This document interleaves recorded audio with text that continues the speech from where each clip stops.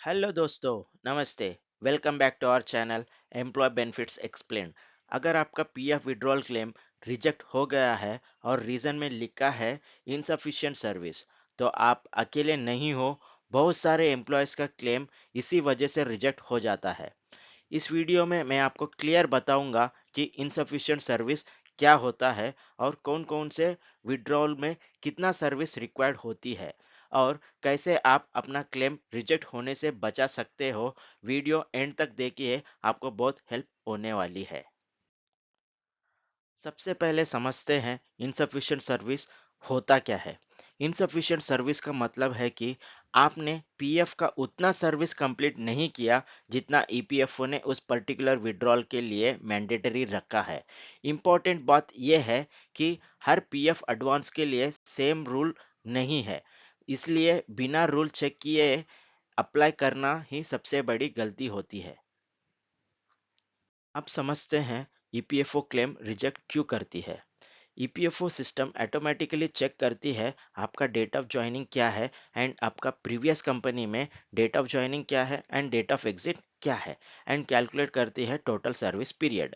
अगर आपका total service EPF के रिक्वायर्ड से कम है तो सिस्टम चेक करके आपका क्लेम को ऑटो रिजेक्ट कर देती है। मेडिकल और इलनेस एडवांस पे यहाँ सबसे ज़्यादा कंफ्यूजन होता है लोगों को। इलनेस क्लेम में भी इनसफिशिएंट सर्विस का डर रखते हैं, जो एक्चुअली गलत है। इस केस में एक अच्छी न्यूज़ है, इलनेस एडवांस के लिए कोई मिनिमम सर्विस की रिक्वायरमेंट नहीं होती, चाहे आपका सर्विस 6 मंथ्स हो या 6 ईयर्स। अगर इलनेस एडवांस इनसफिशिएंट सर्विस बोलकर रिजेक्ट हुआ है तो समझ लीजिए प्रॉब्लम सर्विस की नहीं, प्रॉब्लम डॉक्यूमेंट या रॉन्ग कैटेगरी सिलेक्शन की है। शादी के लिए पीएफ निकालना अलाउड है, लेकिन एक कंडीशन मिस कर दिया तो क्लेम रिजेक्ट हो जाता है। यहाँ ईपीएफओ का रूल बहुत क्लियर है। मैरिज एडवांस तभी मिलेगी जब आपका minimum 7 years PF service complete हो। विड्रॉल में सिर्फ एम्प्लॉय शेयर का 50% अलाउड होता है। अगर आपका सर्विस 7 साल से कम है तो सिस्टम ऑटोमेटिकली क्लेम रिजेक्ट कर देती है, रीजन लिखकर इनसफिशिएंट सर्विस। इसमें कोई रिलैक्सेशन नहीं होता है। एजुकेशन एडवांस भी मैरिज के सेम रूल पे चलता है। मिनिमम 7 ईयर्स का पीएफ सर्विस मैंडेटरी है और सिर्फ पोस्ट मेट्रिकुलेशन एजुकेशन के लिए ही अलाउड है।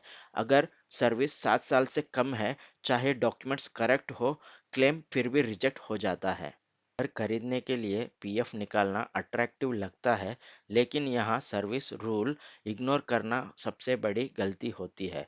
घर खरीदने या कंस्ट्रक्शन के लिए पीएफ विड्रॉल अलाउड है। इस केस में मिनिमम 5 ईयर्स का पीएफ सर्विस चाहिए होता है। अगर सर्विस 5 साल से कम है तो ईपीएफओ क्लियरली इसे इनसफिशिएंट सर्विस मानता है और क्लेम रिजेक्ट कर देता है। होम लोन रीपेमेंट के लिए रूल्स और भी स्ट्रिक्ट हैं। इसके लिए मिनिमम 10 ईयर्स का पीएफ सर्विस मैंडेटरी होता है। लोन भी सिर्फ अप्रूव्ड एजेंसी से ही होना चाहिए। अगर सर्विस 10 साल से कम है तो क्लेम रिजेक्ट होना ऑलमोस्ट गारंटीड है। पीएफ का एक स्पेशल विड्रॉल होता है जो रिटायरमेंट से पहले मिलता है। ये तब अलाउड है जब आपकी एज 54 ईयर्स कंप्लीट हो और रिटायरमेंट में सिर्फ 1 साल बचा हो, विचेवर इज लेटर।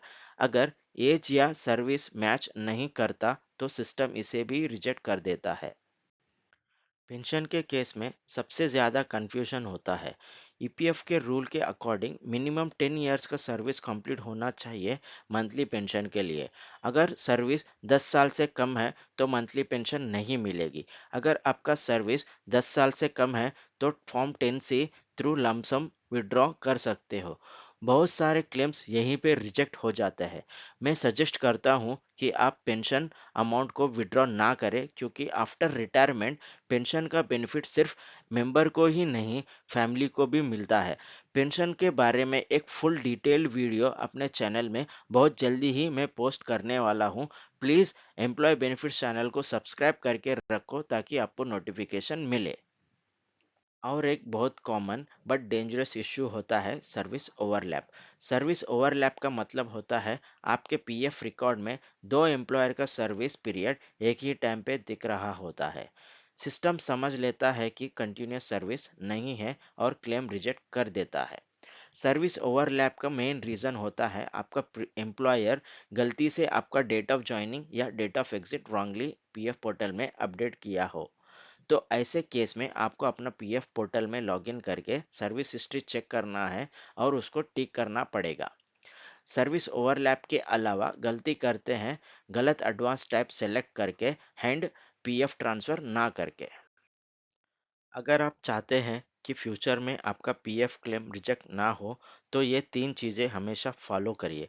पहला, अप्लाई करने से पहले सर्विस एलिजिबिलिटी चेक कर लीजिए। दूसरा, जॉब चेंज पे पीएफ ट्रांसफ़र मैंडेटरी रखिए। तीसरा, date of joining and date of exit हमेशा वेरीफाई करिए।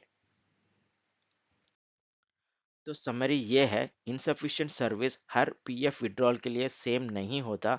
जैसे मेडिकल एडवांस में सर्विस मैटर नहीं करती, बट मैरिज, एजुकेशन, हाउसिंग जैसे केसेस में करती है। इसीलिए बिना रूल समझे अप्लाई करना सिर्फ रिजेक्शन बढ़ाता है। अगर आपका पीएफ क्लेम रिजेक्ट हुआ है और आपको रीज़न समझ में नहीं आया तो प्लीज़ कमेंट में लिखिए, आई विल गाइड यू। अगर आपको पीएफ, सैलरी, टैक्स या एम्प्लॉय बेनिफिट्स के रिलेटेड कोई भी डाउट हो, प्लीज़ कमेंट में लिखिए। वीडियो पसंद आया, like, share and employ benefits को सब्सक्राइब करें। मिलते हैं नेक्स्ट वीडियो में। Thank you.